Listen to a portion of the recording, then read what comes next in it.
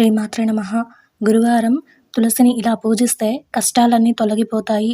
హిందూ మతంలో వారంలోని ఒక్కో రోజు ఒక్కో దేవుడికి అంకితం చేయబడింది. అదేవిధంగా గురువారం విష్ణువును పూజించటానికి అనుకూలమైన రోజు.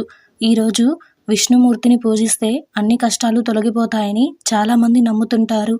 అంతేకాదు గురువారం రోజు విష్ణువుతో పాటు తులసిని కూడా పూజిస్తారు. తులసీదేవిని గురువారం రోజు ఎలా పూజిస్తే మన కష్టాలన్నీ తొలగిపోతాయో ఈరోజు ఈ వీడియోలో చూసి వివరంగా తెలుసుకుందాం. అంతకంటే ముందు ఈ వీడియో కనుక మీకు నచ్చినట్టయితే లైక్ చేయండి, షేర్ చేయండి. అలాగే మరెన్నో ఆధ్యాత్మిక విషయాల కోసం మన ఛానల్ని సబ్స్క్రైబ్ చేసుకోండి. ఇంకా విషయంలోకి వెళ్తే విష్ణుమూర్తితో పాటు తులసికి పూజ. తులసి విష్ణువుకు ప్రీతికరమైనది. విష్ణు పూజలో తులసిని కూడా తప్పకుండా పూజిస్తారు. అలాగే ప్రతి ఇంట్లోనూ తులసిని భక్తి శ్రద్ధలతో పూజిస్తారు. తులసిని పూజించటం వలన విష్ణువు ప్రసన్నుడవుతాడని భక్తుల నమ్మకం. విష్ణువును తులసిని పూజించే ఇంట్లో ఎప్పుడూ ఐశ్వర్యానికి, ఆనందానికి లోటు ఉండదని చాలామంది నమ్మకం.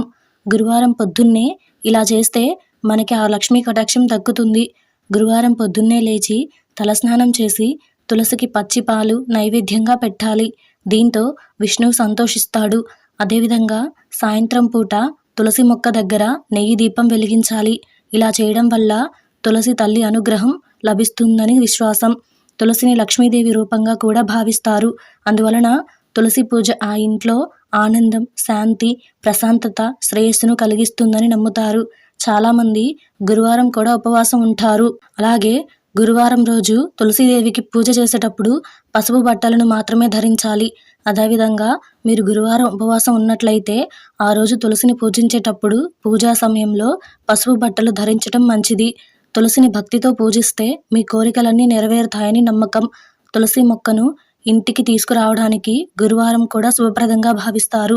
దీనితో పాటు ఈరోజు అరటి మొక్కకు నీరు పోస్తే ఆర్థిక ఇబ్బందులు తొలగుతాయని నమ్మకం. ఇలా చేయడం వల్ల ఆ ఇంట్లో ధనధాన్యాల సమస్య ఉండదని చాలామంది నమ్ముతుంటారు.